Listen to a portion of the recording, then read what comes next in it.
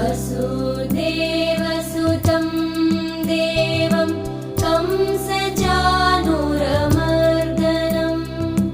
देवकी परमानन्दं कृष्णं वन्दे जगद्गुरुम्।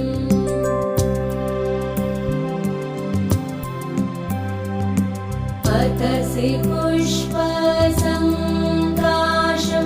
हारनूपुरशोभितं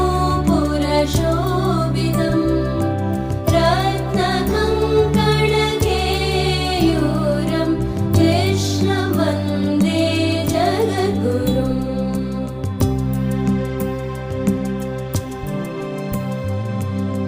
कुटिला